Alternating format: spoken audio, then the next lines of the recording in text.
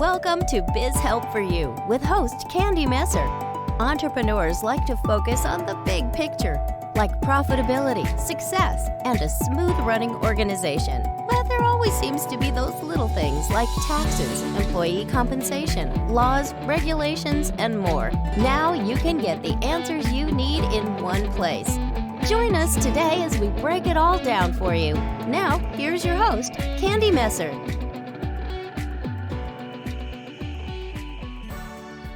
Hello and welcome to Biz Help for You with Candy Messer. Thank you for joining me today. I hope you enjoyed my last interview, and if you missed the episode and would like to listen to the show, links can be found on my YouTube and Facebook pages, as well as multiple favorite podcast platforms. And if you'd like to receive notifications on when our podcasts have been uploaded, please like and subscribe. Now, let's learn a little bit about my guest today. Chatterboss is the brainchild of Valerie Trapunsky, who founded the company in 2017 after a decade spent working as a top-level assistant for A-list celebrities and as the chief of staff for high-net-worth individuals and CEOs. During that time, Valerie developed a passion for effective problem-solving and became committed to bringing the same level of excellent service to solo entrepreneurs, business owners, and executives ready to scale. Valerie has appeared on numerous podcasts, webinars, and is always open to making a new connection. So Valerie, welcome to the show. Thank you so much. Thank you for having me. I'm excited for our conversation as well today. I say that to a lot of guests, but I mean, all the things that we talk about are really important for entrepreneurs to have successful businesses. So I am looking forward to our conversation. But before I even get into questions I have for you, I'd love for you to tell me just a little bit more about yourself. How did you, start working with the entrepreneurs in these different areas? Yeah, absolutely. So as you so beautifully, summarize my past history and my career, I had an opportunity to work as a personal assistant and a chief of staff. And it was a fascinating journey, one that I hadn't expected to be on, but one that I ended up on. And it was really interesting seeing how high net worth individuals, how celebrities leverage their assistants, how they make their teams, what kind of work they get these assistants to support them with. And I started to learn a lot, and I really started to develop this niche knowledge of what it takes to be an assistant. And I had always a passion for business. I went for my undergrad, I studied business, and it was just, always consuming business books and business content. And so there was this like unexplored passion. And I think that, like for a lot of entrepreneurs, right, the story or, just our life in general, right, like backwards, we see it very clearly, but forward, it's a little bit harder to connect the dots. But, there was this kind of a pivotal moment where I started to dabble in, building technology, starting an app, considering starting these services. And then little by little, right, Chatterboss was born. And it's, one of the most exciting gifts that I feel that I received in the course of my lifetime so far, having this opportunity to work with these incredible assistants, to work with incredible entrepreneurs. And I feel like we're really paving the way and collecting research on what makes, successful delegation. And it's been fascinating. Mm-hmm. So I want to start off with that term delegation then too. So going into having the opportunity to hire someone, and so maybe someone's listening and they're about to hire their first person and they're not exactly sure what they should hand off or how they should train or all of those things. So I'd love for you to just talk about how would they figure out what to delegate and how to manage that? Yeah, it's a great question. And what we see for us is that it's an equation of what you should be delegating. And it is the things that you do not like to do. And for most people, that's easy to kind of put into the realm of, okay, things that I don't like to do. Well, I procrastinate them. I get this, feeling in my body when I'm about to do it. I just don't do it, right? It leaves like a trail of very clear breadcrumbs, the things that you are not doing. because you do not like to do it. And I can give you an example. For me, always anything related to finances, to numbers, to bills, and to payments, this is always extremely painful for me. And so my very evident trail of breadcrumbs was that, like, I had invoices that were unpaid, and I was afraid to check my email as an entrepreneur because there would be this, like, I felt like, people disappointed in me not following through on what I said, right? And that was out of integrity with who I am and how I want to operate, right? And my, reputation was very important to me. But when I would be looking at a single day what I want to do, this was always the thing that I just dreaded and I couldn't get myself to get support with. So, eventually I got support in that area. We had an assistant come in, start doing that bill pay, right? Paid back a bunch of things that we didn't over the course of the year, right? Got that cleanup, but also got this like freedom from this like guilt in this area, right? So that's like the things that we don't like to do, right? So definitely delegate those things, especially if they are either losing you money or they're, losing you your reputation, things like that. Very important. And then the other bucket is a little bit harder, right? It's a little bit, in terms of like realizing for yourself what falls into it. And so those are the things that you shouldn't be doing, but sometimes you like to do them. So, for example, if you are the kind of person that enjoys the financial side, right? Using the same example, and like paying your bills makes you feel excited, right? Or like, oh, that's like a small thing that I have, accomplished, or adding things into QuickBooks, right? Like you like it because that's your Zen zone. That's okay if that's the main purpose of your business. But if your zone of genius within your business is something in the creative space, or what you are getting paid to do is not that, then I actually like to say that, hey, then those things that you're doing in your business that aren't actually moving the needle, then that's essentially a hobby. And if you want to have hobbies within your business, totally cool, but that should be bucketed from the time of hobbies in your life.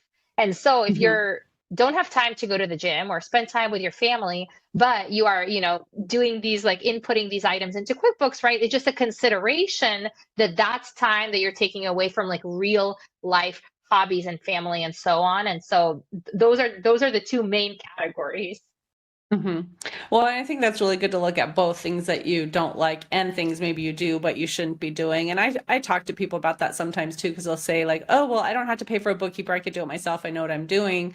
And they think they're saving money, but it's like, well, what are you losing by doing that? How much could you be earning? Like how much is a sale generally for your company? And if you figured out per hour, and what would you pay a bookkeeper, right? Most of the time you could actually be losing money because you're doing it yourself, because you could be out there networking or doing other things that's going to bring in more business. And in the long run, you have to look at that opportunity cost as well. So I love that you had that, both sides of that you're talking about. Absolutely, right? Or like, what's the cost? What's the value to you? Because I love that you mentioned ROI, right? And in the assistant world, this is a role that's essentially without templates. You can have a person, an assistant looks very different for different businesses, different personality entrepreneurs.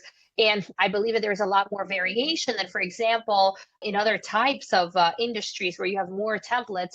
And so for that reason, ROI is sometimes more complicated, to calculate. And so then you can look at value of what's the value of peace of mind if I feel that I'm replaceable, more replaceable in my business, right? That what's the value of a true day off for you where you do not feel like everything, starts and ends with you? What's the value of, being able to attend, your children's, sports game and be there for them, right? And so some of those things, because some of the things that your assistant will be doing is not necessarily, well, if she spends or he spends or they spend 1 hour, then I'm going to get exactly, this much, back in ROI. But, you can certainly make those calculations in some of the more softer calculations of time. Right. Well, and someone may be thinking, well, no one's going to do it as well as I can, right? And so I shouldn't really hand certain things off. So can you talk to the person about how they still need to kind of relinquish control of some things so that they're not in charge of everything, and trust that their employees, when properly trained, right, can do the job? Yeah, look, control is a huge conversation, right? And everything that we do, a lot of entrepreneurs, well, struggle with the control. And, sometimes for reasons that make sense, right? We're trying to, build up the economy. We're trying to, Hmm. have revenues. We're trying to become, become and remain profitable, right? We're trying to pay salaries and our bills and so on, right? So there is like a healthy amount of, control that's needed as an entrepreneur. And then of course, right, and in order for us to be able to grow, we need to be able to start to relinquish it as well. My experience has been that there is a part at play that's related to our personality. For some of us, our personality is going to be more prohibitive at Hmm. delegating just because there's more of a need for control. We're more perfectionists. Other people are going to be able to, they're less perfectionist. They're able to delegate, kind of faster. But then on the flip side of that, right, is that like they don't have as much of a need for control. And that can go to the other extreme as well, because it could be like, do what I would like you to do without me being hands on at all. And then in Hmm. the end, if the product that I get I don't like, well, I'm not happy, right? So being at either extreme isn't great. However, when we start delegating, we are flexing our delegation muscle, we are learning how to do it. Great resource for the listeners. If you go to our website, we have a pop up right now with a delegation self assessment. You're able to see kind of where you rank amongst other entrepreneurs, and we are giving away free sessions to have a conversation around what are specific delegation gaps for you. And a lot of that, deals with the areas of control. So we can we also have a more scientific tool to help Hmm. identify, where some of those gaps are, and where you can improve. And none of us start, right, being master delegators, right? Just like none of us Right. start being marathon runners. So we need a place Hmm. to start. So if someone is going to be hiring, whether it's their first hire or maybe, they've had some problems in the past finding the right person for the right job, because that's what we want to talk about today too. Like, can you give some Mhm. tips on how to create the right job description and what characteristics to look for so they know when they're hiring who is in front of them, like, is this a good candidate or not? Yeah, it's a really great and really loaded question, right? Because the reason that Chatterbox exists is, we are saying that for the majority of the population of entrepreneurs, the hiring piece of an assistant is something that you can absolutely actually delegate out to someone like Chatterbox, and we'll do that hiring for you, because we're seeing hundreds and hundreds of cases of what works, who works, etc., right? But there are entrepreneurs that should absolutely be hiring on their own, right? And so when you should hire an assistant on your own, because the piece when you're working, for example, with a service like Chatterbox, you also have the continuity, you have the backup assistant. If something changes, you have delegation coaches, right? You have that whole ecosystem for yourself to succeed. But when I talk about entrepreneurs that should be hiring, and it's if you have more time, and you have that also kind of like didactic, the pull for didactic and teaching, right? And you want to be hands on in that kind of a way. Well, the things that you're going to be looking for when you are looking for an assistant, for us, we always look at, first and foremost, is the person passionate about being an assistant? Today, we live in a world where a lot of people, especially after COVID, they want to work remotely by any means necessary. And a lot of what we've seen, a huge influx in the number of candidates for assistants coming in. And it's not necessarily people who have the background as being an assistant or desire to be an assistant in the future. They just want to work remotely. Some of them are digital nomads, right? And so it's like an extra way to make money, but not necessarily what you're passionate about. So you always want to make sure that the person is passionate about the EA, the assistant industry. The second thing that we always want to look for, especially when we do the pairing, is the person passionate about you and your business? That's really important for us as well. In fact, in our model, clients don't choose the assistants choose the client. So that's Mm. kind of a cool thing where you really have an opportunity where the assistant, kind of loves the business, loves the entrepreneur, and that's what they're passionate about.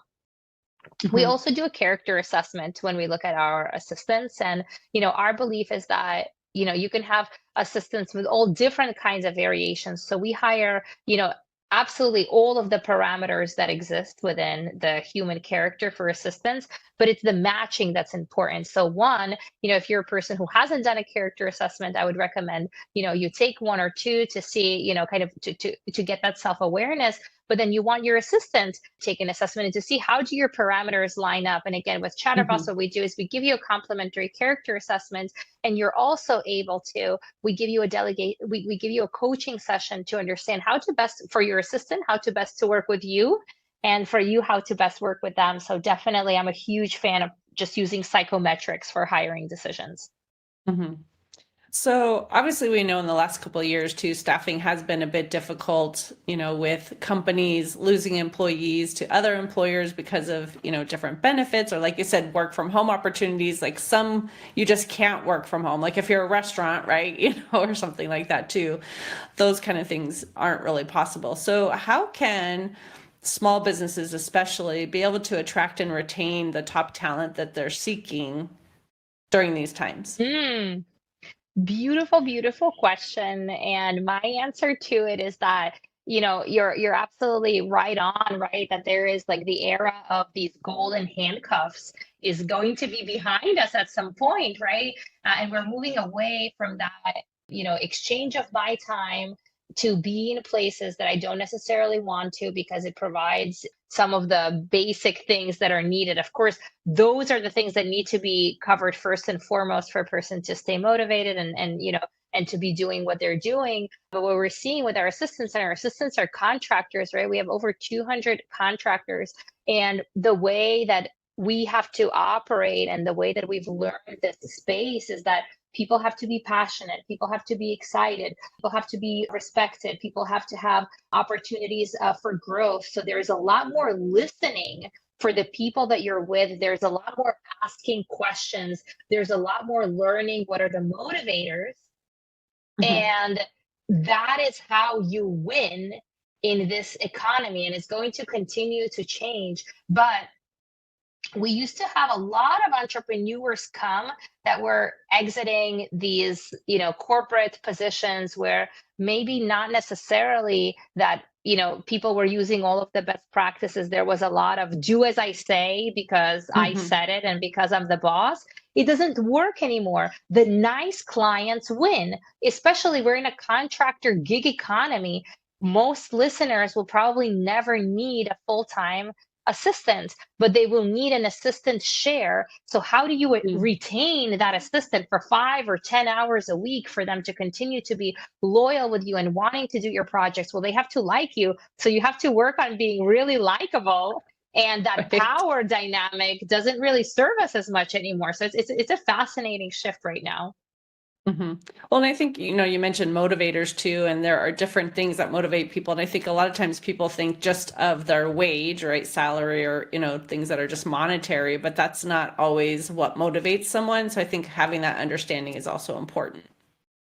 Absolutely. Yes, we have to Hmm. ask the questions, and some of them we didn't think to ask before, right? Because I think that we, sometimes in, when we look at the corporate setting, we could take people for granted, right? Like, okay, I'm paying you Hmm. a salary, so you're going to be here, and it's my assumption, right? And actually breeds like some of these behaviors. But when you're looking at like motivation led leadership, right? And it's it changes. It's just a completely different game, and we have to learn the rules.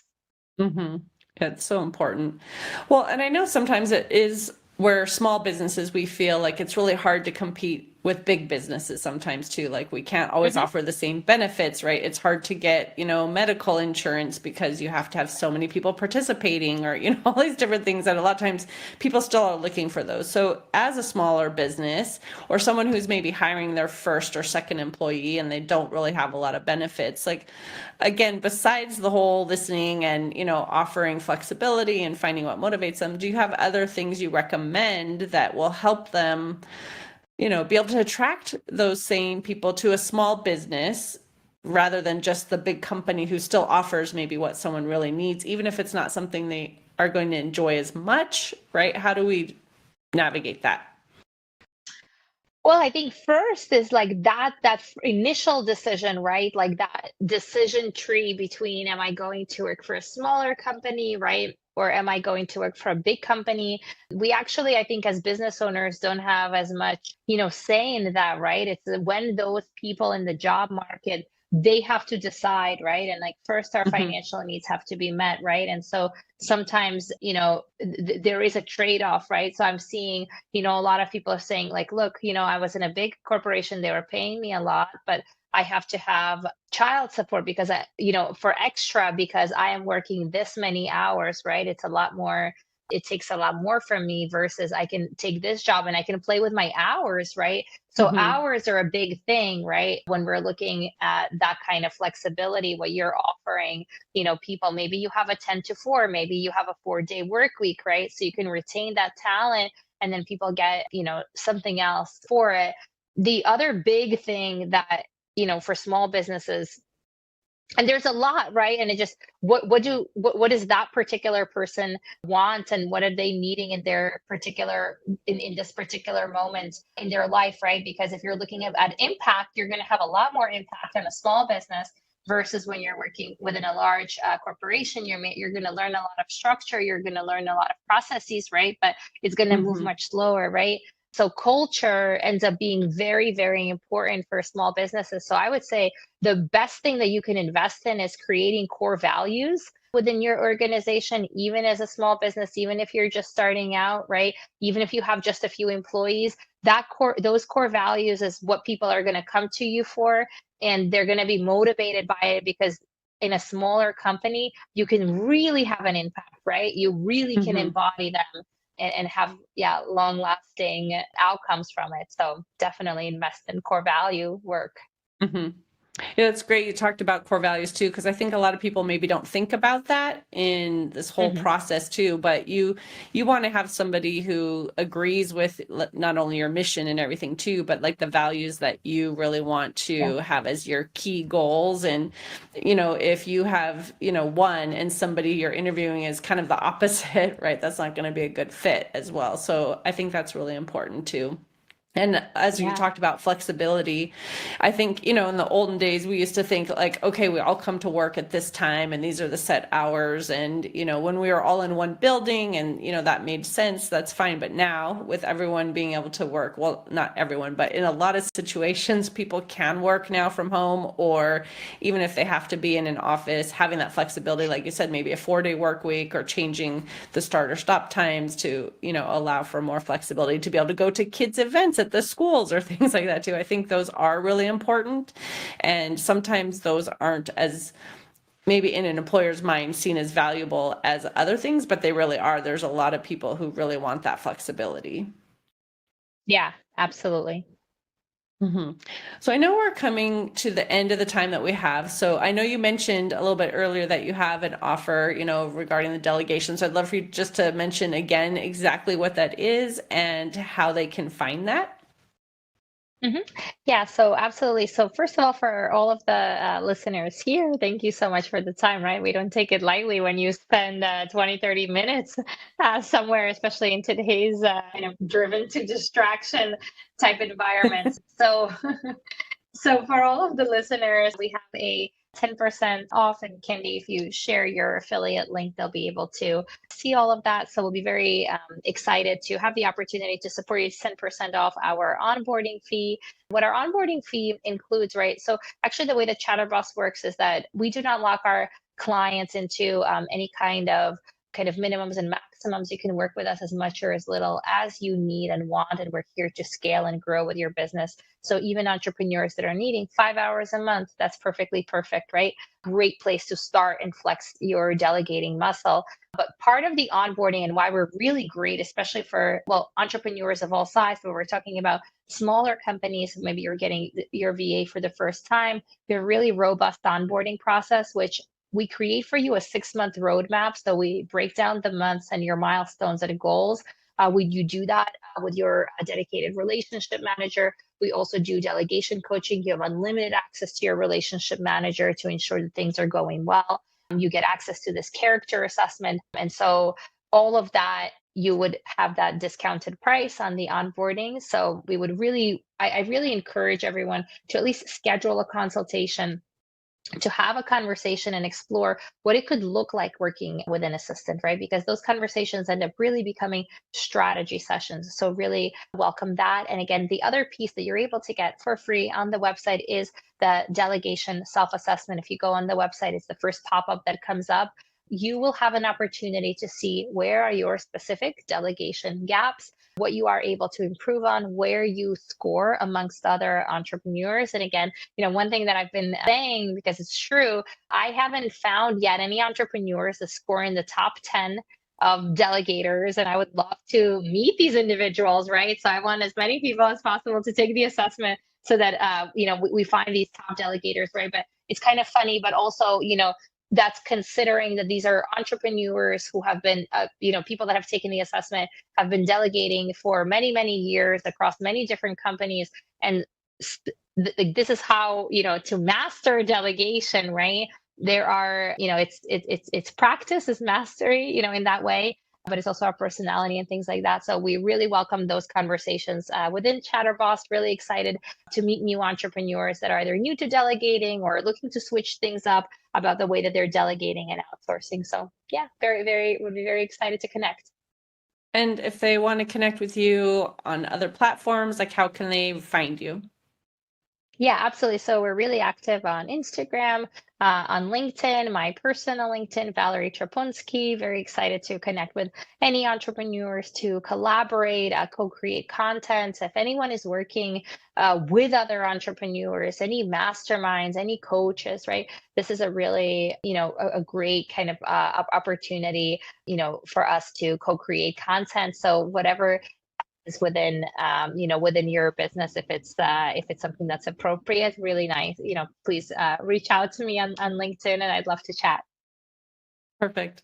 Well, thank you, Valerie, for being a guest on my show and talking about this topic and sharing your expertise. I really appreciate it. Thank you so much. Thank you for having me, Candy.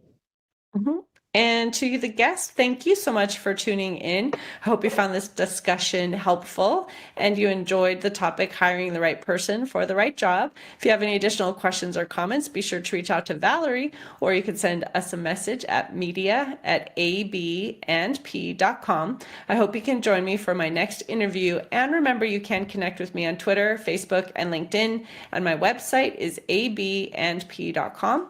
You can find my show, Biz Help for You, on multiple favorite podcast platforms, including iTunes, Google, TuneIn, Stitcher, iHeartRadio, and Spotify. And would you please share my show with those you know and leave a review on your favorite platform? I'd really appreciate your support. Until next time, have a great day. Thank you for listening to Biz Help for You. Please join your host, Candy Messer, again next time. Have a terrific day.